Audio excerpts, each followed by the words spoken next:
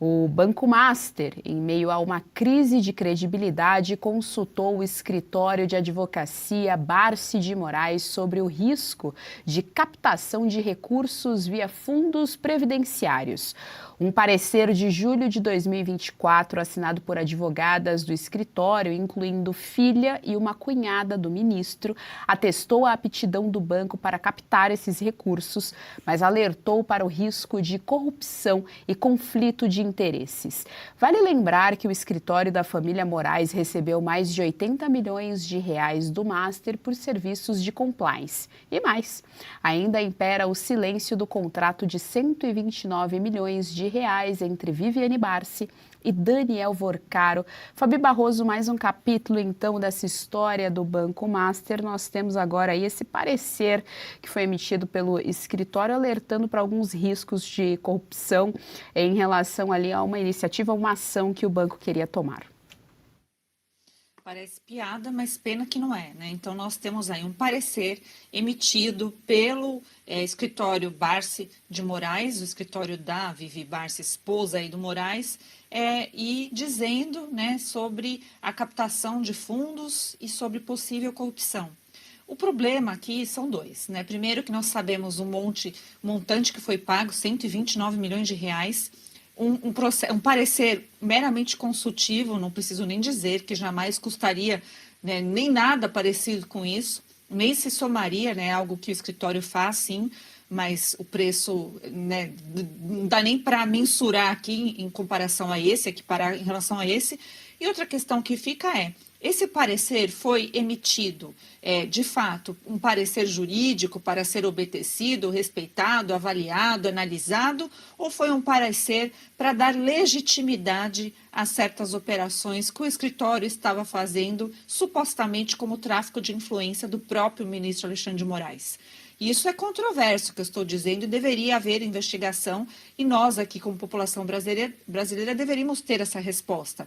A PGR não quis investigar o ministro Alexandre de Moraes, mas deveria, não é mesmo? Porque a monta é bastante e existem mensagens do Vorcaro sugerindo, sim, né, se gabando da aproximação com o próprio ministro Alexandre de Moraes e dizendo, né, recentemente veio uma mensagem que tudo diz que é o ministro Alexandre de Moraes, ele dizendo para o próprio, nossa, como você é poderoso, algo do tipo, em relação àquelas operações lá no Rio de Janeiro, né, que ele foi sorteado relator.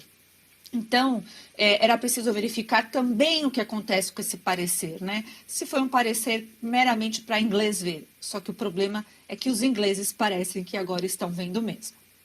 Berenice Leite, também quero te ouvir a respeito. Tá, então, o escritório da Vivi Barsi havia emitido um parecer ao Banco Master alertando sobre possíveis corrupções ou conflitos de interesses em relação a uma ação ali, a uma iniciativa que o Banco Master queria fazer ali, realizar. Vale ressaltar, né, a desculpa aí desse contrato de 129 milhões de reais é justamente que o escritório teria ajudado com compliance da empresa, né, toda a parte jurídica de blindar ali a empresa, enfim, todo o ordenamento interno dessa empresa, e o nome da operação, não à toa, ironicamente, Compliance Zero. Não poderia ter outro nome, né? Afinal, faltou justamente isso, compliance, ética por parte do Banco Master, a forma como tratava diante dessa busca de proximidade com autoridades do meio político aqui no Congresso Nacional para se beneficiar via projetos de lei, emendas que seriam apresentadas e que poderiam, de alguma forma, contribuir para o crescimento da instituição financeira. Agora, com relação a essa informação, me chamou bastante atenção isso chegar justamente nesse momento, né, que desde ontem ninguém mais falava sobre a questão do Banco Master. E aí, quando chega uma informação nova, é justamente dando conta de que, olha, o escritório da esposa de Moraes também fez isso, viu? Participou ali dessa questão que envolve os fundos de pensão e ainda assim deu um parecer muito ruim, né? Porque ou foi ignorado ou a questão da corrupção estava prevista e eles já sabiam que ia dar nisso, né? O calote, no caso do Rio de Janeiro, chega a quase 2 bilhões de reais e do Amapá, do estado do presidente do Senado, Alcolumbre, R$500 bilhão. É importante resgatar também isso, porque a CPMI do Master não avançou, justamente porque Davi Alcolumbre não leu o requerimento em sessões do Congresso, já tivemos 2 delas. E os fundos de pensão, Geis, é importante se dizer que tiveram a aprovação para que esse fundo fosse investido no Banco Master pelo presidente, que foi indicado justamente por Davi Alcolumbre. Então, a gente percebe que não há nenhum interesse por parte do presidente aqui desta casa de que a investigação fosse exposta no âmbito político. Agora, essa informação nova que chega cai em contradição com uma nota emitida pelo próprio escritório da Viviane Barsi, que alguns meses atrás quis explicar por que o contrato chegava a 129 milhões. Apesar de tudo que eles explicaram ali, o valor não chega nunca, né? Os especialistas em direito falam que esse valor é estratosférico e não poderia ser apenas um trabalho de compliance. Mesmo assim, agora a gente percebe que eles vão tentando adicionar informações para, de alguma forma, tentar justificar esse valor faraônico. Agora, só para finalizar essa questão do Banco Master, a gente tem que também prestar atenção no que está acontecendo aqui nos bastidores em Brasília, tá? Porque um perito da Polícia Federal foi alvo de uma investigação aberta pelo próprio ministro Alexandre de Moraes, que quer apurar quem vazou as informações, e já existe o nome desse perito, né? Ele foi afastado de suas atribuições, porque teria produzido um dossiê, não só do ministro Alexandre de Moraes e a sua relação com o Banco Master, como também um dossiê voltado para o Dias Toffoli e a esposa do ministro, ex-esposa, acho que hoje em dia não são casados mais, enfim, sobre esses 3 personas. E por que isso está vindo à tona agora? Justamente porque se isso for considerado como uma prova, e nós temos a Fabi, que é a nossa operadora do direito, pode falar muito melhor sobre isso, e essa prova for considerada, né, que foi extraída de uma forma ilegal, ou seja, por via de um perito que produziu um dossiê e vazou essa informação para a imprensa, esse pode ser o caminho para buscar a nulidade de qualquer investigação contra esses 2 ministros que eu acabo de citar. Então, talvez nos bastidores, pelo menos é isso que eu tenho escutado aqui, que os ministros já articulam um caminho para saírem livres de toda essa investigação. Geise.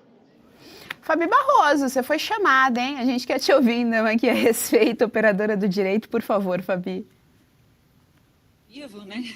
Os benefícios. Bom, essa questão de nulidade já está realmente, né, bastante indício de que o próprio ministro Gilmar Mendes está tentando uma nulidade até em relação ao caso Master em si. Né? Ele já falou de garantias, já fez conflito frontal aí com o ministro André Mendonça, colocando a pecha que as operações autorizadas pelo ministro André Mendonça são das mesmas características da Lava Jato e etc.